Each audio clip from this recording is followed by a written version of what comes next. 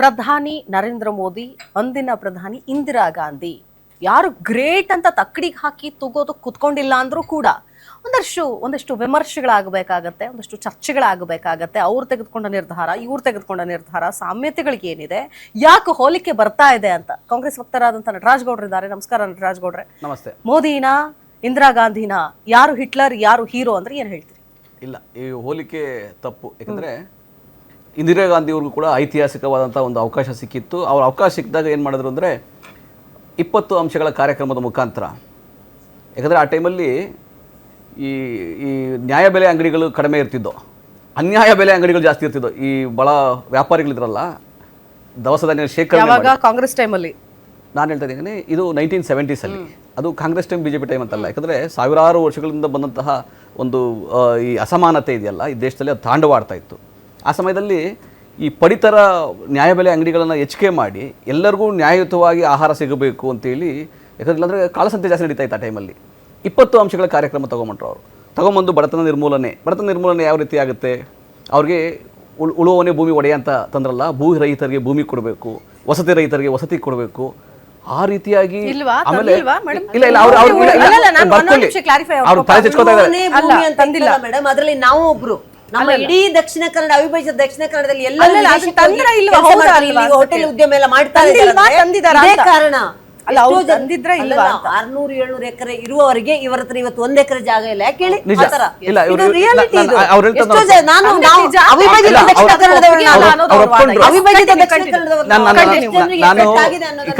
ಕಾಂತಿ ಶೆಟ್ಟಿ ಅವರು ಹೇಳ್ತಾ ಮಾತನ್ನು ಒಪ್ತೀನಿ. ಯಾಕಂದ್ರೆ ಜಾಸ್ತಿ ಜನ ಜಮೀನು ಯಾರಿತ್ತು ಅವ್ರು ಕಿತ್ತು ಇನ್ನೊಬ್ರು ಕೊಟ್ಟರು ಅಂತ ಅವ್ರು ಹೇಳೋದು. ಅವ್ರಿಗೆ ಜಮೀನಿಲ್ಲ, ಅವ್ರು ಕಿತ್ಕೊಂಡವ್ರಿಗೆ ಅಂತ. ಯಾರು ಉಳ್ತಾ ಇದ್ನೋ ಅವ್ನಿಗೆ, ಯಾರು ದುಡಿತಾ ಇದ್ನೋ ಅವ್ನಿಗೆ ಜಮೀನು ಕೊಟ್ಟಿದ್ದಾರೆ ಹೊರತು ಇದ್ದ ಜಮೀನು ಉಳ್ಳವ್ರನ್ನ ಸೊನ್ನೆ ಯಾವತ್ತು ಮಾಡಲಿಲ್ಲ. ಕಿತ್ತಿ ಯಾರು ಒಂದ್ ನಿಮಿಷ ಇಲ್ಲ, ನಿಮ್ಗೆ ಮಾಹಿತಿ ಇನ್ನು ಸ್ವಲ್ಪ ಅದು ಯಾಕೆ ಮಾಹಿತಿ ನಾವೇ ಎಕ್ಸಾಂಪಲ್ ಇದೀವಿ.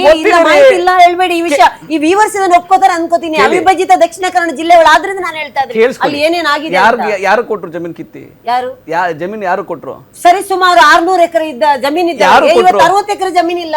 ಕರೆಕ್ಟ್, ನೀವು 60 ಎಕರೆ ಜಮೀನ್ ಇಲ್ಲ. ಮನೆಯಲ್ಲಿ ಕುಟುಂಬಸ್ಥರು ಆಯ್ತು, ಬಿಜೆಪಿ ವಕ್ತಾರ ಹೇಳಿ ಯಾರು ಕೊಟ್ರು ಜಮೀನ್ ಅಂತ ಹೇಳಿ. ಯಾರಿಗೆ ಕೊಟ್ರು ಅಂತ ನಾನು ಹೇಳುದು, ಯಾರು ಕೊಟ್ರು? ಯಾರು ಕೆಲಸ ಮಾಡ್ತಾರೆ? ಸಾವಿರಾರು ವರ್ಷದಿಂದ ದುಡಿಸ್ಕೊಂಡ್ರ ನೀವು. ಭಾಷಣ ಮಾಡಬೇಡಿ, ರಿಯಾಲಿಟಿ ಬನ್ನಿ. ಅಕ್ಷರ ಇಲ್ದಲೆ ತುಳಿತಕ್ಕೊಳಗಾಗಿ ಅವ್ರಿಗೆ ಸ್ವಾಭಿಮಾನ ಕೊಟ್ಟರು, ಅವ್ರಿಗೆ ಭೂಮಿ ಕೊಟ್ಟರು, ಅವ್ರಿಗೆ ವಸತಿ ಕೊಟ್ಟರು, ಅವ್ರಿಗೆ ವಿದ್ಯಾ. ನಿಮ್ಗೆ ಕೇಳಿಸ್ಕೊಳ್ರಿ,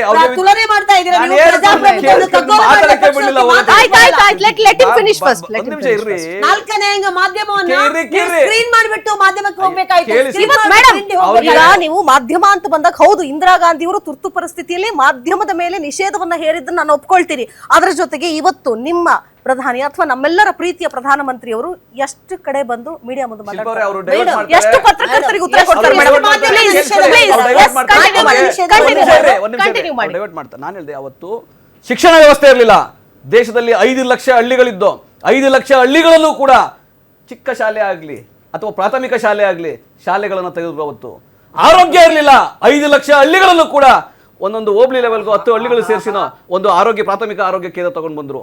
ಪ್ರಥಮ ಬಾರಿಗೆ ನೋಡಿ, ನಾನು ಕುಣಿಗಲಿಂದ ಹಳ್ಳಿಯಿಂದ ಬಂದವನು. ಪ್ರಥಮ ಬಾರಿಗೆ 1970ನಲ್ಲಿ ಅಲ್ಲಿ ಶಾಲೆ ಓಪನ್ ಆಗಿರೋದು. ಒಂದೇ ಒಂದು ಬ್ರಿಟಿಷ್ ಕಾಲದಲ್ಲಿ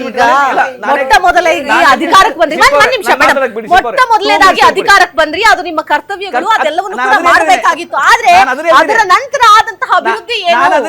79 ವರ್ಷಗಳಲ್ಲಿ ಆದಂತಹ ಅಭಿವೃದ್ಧಿ ಕೇವಲ 11 ವರ್ಷದಲ್ಲಿ ಆಗ್ತಾ ಇದೆಯಾ?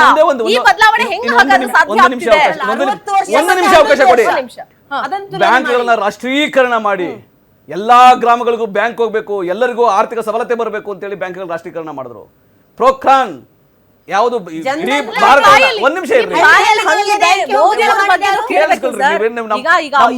ಒಂದೇ ಒಂದು ಅವಕಾಶ ಕೊಡಿ. ಕೇಳಮ್ಮ, ನಾನು ಮಾತಾಡಕ್ಕೆ ಅವಕಾಶ ಕೊಡಿ. ನಾನು ಹೇಳ್ತಿದ್ದಿಲ್ಲ ಪ್ರೋಕ್ರಾನ್ ನಾನು ಮಾಡಿಲ್ಲ. ನಾನು ಮೋದಿ ಏನು ಮಾಡಿರೋದು ಹೇಳ್ತಾ ಇಲ್ಲ. ನಾನು ಮೋದಿ ಮಾಡಿದ್ದೆ ಅಂತ ಹೇಳ್ತೀನಿ, ಕೇಳಿ. ಇಂದಿರಾ ಗಾಂಧಿ ಮಾಡಿದ್ ಕೇಳಕ್ ನಿಮ್ಗೆ ಸಹಿಸ್ಕೊಳಕ್ಕೆ ಆಗ್ತಾ ಇಲ್ವಲ್ರಿ? ಸಹಿಸ್ಕೊಳ್ರಿ, ಕೇಳಿಸ್ಕೊಳ್ರಿ. ಈ ದೇಶವನ್ನ ಅಣುಶಕ್ತಿ. ಒಂದ್ ನಿಮಿಷ ಏನ್ರಿ ನೀವೆಲ್ಲ ಮತ್ತೆ ಏನ್ರಿ 60 ವರ್ಷದಲ್ಲಿ ಮಾಡಕ್ಕಾಗದೇ ಇರೋದು ನಾವು 10 ವರ್ಷದಲ್ಲಿ ಮಾಡಿದೀವಿ. ಕಾಂತಿ ಶೆಟ್ಟಿ ಅವ್ರು ಮುಗಿಸ್ಬಿಡ್ಲಿ ರೀ ಅವ್ರು. ಅಣುಶಕ್ತಿ ದೇಶವನ್ನಾಗಿ ಮಾಡಿದ್ದು ಪೋಖ್ರಾನ್ ಅಣು ಮಾಡಿ ವಾಜಪೇಯಿ ಅವರು ಏನು ಮಾಡಿಲ್ಲ ಅವಾಗ. ಇಂದಿರಾ ಗಾಂಧಿ ರೀ. ಹೌದ್ರಿ, ಇಂದಿರಾ ಗಾಂಧಿ ಎಲ್ಲ ಮಾಡಿದ್ದು. ಇತಿಹಾಸ ರೀ. ಏನ್ ಈಗ ನಿಮ್ಗೆ ಏನೋ ನನ್ಗೆ ಗೊತ್ತಿಲ್ಲ ಅಂದ್ರೆ ನಾನು ಈ RSS ಅವರಿಗೆ ಬಿಜೆಪಿ ಗೊತ್ತಿಲ್ಲ ನಾನು ಮಾತಾಡಕ್ಕೆ ಅವಕಾಶ ಮುಗಿಸಿ ನಾನು ಅದಕ್ಕೆ ದೇಶಕ್ಕೆ ಏನು ಒಳ್ಳೇದು ಮಾಡಿದೀರಾ? ಮೋದಿ ಏನು ಮಾಡಿದ್ರು ಐತಿಹಾಸಿಕವಾದ ಅವಕಾಶ ಸಿಕ್ಕಿತ್ತು ಬಿಜೆಪಿಗೆ. ಐತಿಹಾಸಿಕವಾದ ಅವಕಾಶ 300ಕ್ಕಿಂತ ಹೆಚ್ಚು ಸಂಸದರು ಸಿಕ್ಕಿ ನಿಮ್ ಪ್ರಕಾರ ಮೋದಿ ಏನು ಮಾಡೇ ಇಲ್ಲ. ನಾನು ಮಾಡಿದಾರೆ ಇಲ್ಲ ಅಂತ ಹೇಳ್ತಿಲ್ಲ. ಅದು ಮಾಡಿ ಹೇಳಿ ಕೇಳಿ ಏನ್ ಮಾಡಿದ್ದಾರೆ ಅಂತ ಕೇಳ್ತೀನಿ.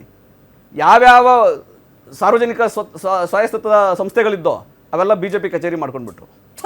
ಯಾವ್ಯಾವ ರೈಲ್ವೆ ಮಾರಿದ್ರು, ಏರ್ ಇಂಡಿಯಾ ಮಾರಿದ್ರು, ಪೋರ್ಟ್ಗಳನ್ನ ಮಾರಿದ್ರು. ಇವತ್ತು ಮಂಗಳೂರು ಏರ್ಪೋರ್ಟ್ ಅದಾನಿ ಏರ್ಪೋರ್ಟ್ ಆಗಿದೆ. ಅದಾನಿ ಏರ್ಪೋರ್ಟ್ ಆಗಿದೆ. ಮೋದಿ ಅದಾನಿ ಮತ್ತೆ ಅಂಬಾನಿಯ ಗುಲಾಮ್ಗಿರಿ ಮಾಡ್ತಿದ್ದಾರೆ. ಮೋದಿ ಅದಾನಿ ಅಂಬಾನಿಯ ಗುಲಾಮ್ಗಿರಿ ಮಾಡ್ತಿದ್ದಾರೆ. ಕೆಲವು ಉದ್ಯಮಿಗಳಿಗೆ ಜೀತ ಮಾಡ್ಕೊಂಡು ದುಡಿಮೆ ಮಾಡ್ಕೊಂಡು ದೇಶದ ಎಲ್ಲಾ ಜನರ ಸಂಪತ್ತನ್ನು ಲೂಟಿ ಮಾಡಿ ಒಂದೇ ಒಂದು ಕಪ್ಪು ಚುಕ್ಕೆ ಇಲ್ಲ.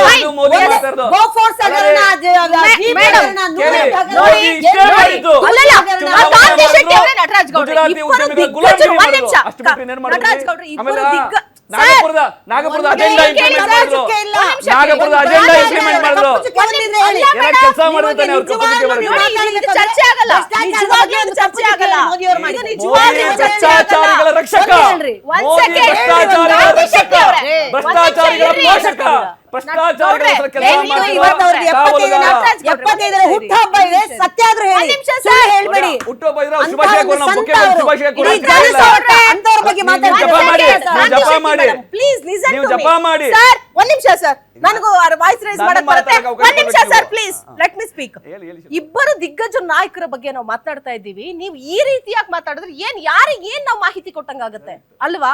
ನೀವು ಹೌದು, ನೀವು ಅವ್ರ ಹೆಗ್ಗಳಿಕೆ ಅವ್ರು ಹೇಳಿ, ನಿಮ್ಮ ಹೆಗ್ಗಳಿಕೆ ನೀವು ಹೇಳಿ, ಹಂಗಂತ ಇಬ್ರು ಕೂಡ ಸರಿ ಇಲ್ವೇ ಇಲ್ಲ ಅಂತ ಯಾರು ಹೇಳ್ತಾ ಇಲ್ಲ. ಮೇಡಮ್ ಒಂದ್ ಸೆಕೆಂಡ್, ಮೇಡಮ್ ಒಂದ್ ಸೆಕೆಂಡ್. ಎಸ್ ಹೇಳಿ ನರೇಂದ್ರ ಬಾಬು ಅವ್ರು ಹೇಳಿ. ಎಸ್ ನಾಗೇಂದ್ರ ಬಾಬು ಸರ್ ಹೇಳಿ ಸರ್, ಹೇಳಿ ಸರ್. ಇವತ್ತು ಈ ದೇಶದಲ್ಲಿ ಆಗಲೇ ಬಡತನವನ್ನು ನಾವು ಸಂಪೂರ್ಣವಾಗಿ ನಿರ್ಮೂಲನೆ ಮಾಡಿದ್ದೀವಿ. 20 ಅಂಶಗಳ ಕಾರ್ಯಕ್ರಮವನ್ನು ತಂದಿದ್ದೀವಿ ಅಂತಕ್ಕಂಥ ವಿಷಯಗಳನ್ನ ಹೇಳಿದ್ರು. ದಯಮಾಡಿ ಅಂಕಿಅಂಶಗಳು ಅವರು ಗುರುತಿಸಬೇಕು. ಸನ್ಮಾನ್ಯ ಬಿಜೆಪಿ ಟೆಕ್ನಿಕಲ್ ಪ್ರಾಬ್ಲಮ್ ಆಗಿದೆ, ನಿಮ್ ವಾಯ್ಸ್ ಕೇಳಿಸ್ತಾ ಇಲ್ಲ. ಎಸ್ ದಿನೇಶ್, ಮೇಡಮ್ ಒಂದ್ ನಿಮಿಷ. ದಿನೇಶ್ ಈಗ ನಾವು ಇವೆಲ್ಲ ಸುಮ್ಮನೆ ಡಿಸ್ಕಷನ್ ಮಾಡ್ತಾ ಇದ್ದೀವಿ, ಬಟ್ ನಾವು ಪಾಸಿಟಿವ್ ನೆಗೆಟಿವ್ಸ್ ಎರಡೂ ಇರಬೇಕಾಗತ್ತೆ. ಇವತ್ತು ನರೇಂದ್ರ ಮೋದಿ ಅವರು ಬಂದ ಮೇಲೆ ತುಂಬ ಜನ ಶ್ರೀಮಂತರಾಗಿದ್ದಾರೆ. ಅದರಲ್ಲಿ ಮೊನ್ನೆ ತಾನೇ ಒಂದು ಪೇಪರಲ್ಲಿ ಒಂದು ಆರ್ಟಿಕಲ್ ಬಂತು, 300 ಜನದ್ದು, ದೇಶದ 300 ಜನ ಕಾರ್ಪೊರೇಟ್ಸ್ದು ಪ್ರತಿ ದಿವಸದ ಆದಾಯ 7,100 ಕೋಟಿ ಹೋಗಿದೆ. ಒಳ್ಳೆ ವಿಷಯ ಅಲ್ವಾ ಅದು? ಹೌದು, ಅವು 7,100 ಕೋಟಿ ಯಾವ ಕಡೆಯಿಂದ ಮಾಡ್ಕೋತಾ ಇದ್ದಾರೆ ಅಂತ ನಿಮಗೆ ಗೊತ್ತಿಲ್ಲ. ಗ್ಯಾಸು, ಪೆಟ್ರೋಲು, ಟೆಲಿಫೋನು, ಟೋಲು, ಈ ಲೂಟಿ ಮಾಡಿಕೊಂಡು ಟೋಲು, ಪೆಟ್ರೋಲು, ಗ್ಯಾಸು, ಪ್ರತಿ ದಿವಸದ ದಿನಬಳಕೆ, ಎಲೆಕ್ಟ್ರಿಸಿಟಿ, ಇವುಗಳನ್ನ ತುಂಬಾ ಹೈಕ್ ಮಾಡಿ ಇಲ್ಲಿಗಲ್ ಫೋರ್ಜರಿಗಳನ್ನ ಮಾಡಿಕೊಂಡು ಇವ್ರುಗಳು 20 ಕಿಲೋಮೀಟರ್ಗೆಲ್ಲ ಟೋಲ್ಗಳು ಹಾಕೊಂಡವ್ರೆ. ಅಂದ್ರೆ ಈ ತರ ಮಾಡಿಕೊಂಡು 7,100 ಕೋಟಿ ಪ್ರತಿಯೊಬ್ಬ 300 ಜನದ ಆದಾಯ. ಉಳಿದ ಜನರ ಆದಾಯ ಏನಾಗಿದೆ? ನೆಲ ಕಚ್ಚಿದೆ. ಆಮೇಲೆ ಕೇಳಿ, digital India, make in India digital, ಇನ್ನೂ ಒಂದು ಹೇಳ್ಬಿಡ್ತೀನಿ, make in India digital India ಅಂದ್ರು. ಇವತ್ತು make in India digital India ಏನಾಗಿದೆ? Scam India. ಪ್ರತಿ ದಿವಸ ಜನರಿಗೆ ಫೋನ್ ಮಾಡಿ ಸ್ಕ್ಯಾಮ್ ಮಾಡ್ತಾ ಇದ್ದಾರೆ. ಇವತ್ತು ಬ್ಯಾಂಕ್ಗಳಲ್ಲಿ ಮೊದಲು ನೀವು 1 ಕೋಟಿ ರೂಪಾಯಿ ಇಡಿ, ಅದಕ್ಕೆ ಗ್ಯಾರಂಟಿ ಇತ್ತು RBI.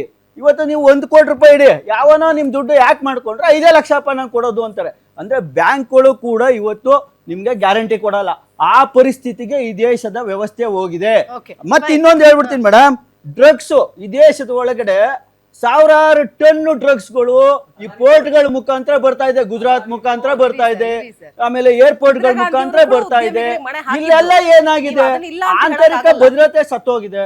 ಮಣಿಪುರ 2 ವರ್ಷ ಉರಿತು, 60,000 ಜನ ನಿರಾಶ್ರಿತ ಕೇಂದ್ರಗಳಲ್ಲಿ ಜೀವನ ಮಾಡಿದ್ರು. ಎಲ್ಲಾ ಮುಗ್ದೋದ್ಮೇಲೆ ಅದೇನೋ ಕೋಟೆ ಕೊಳ್ಳೆ ಹೊಡೋದ್ಮೇಲೆ ಬಾಕ್ಲಾಕಿದ್ರು ಅಂತ ಇವತ್ತು ಪ್ರಧಾನಮಂತ್ರಿಗಳು 3 ವರ್ಷ ಆದ್ಮೇಲೆ ಹೋಗ್ತಾರೆ.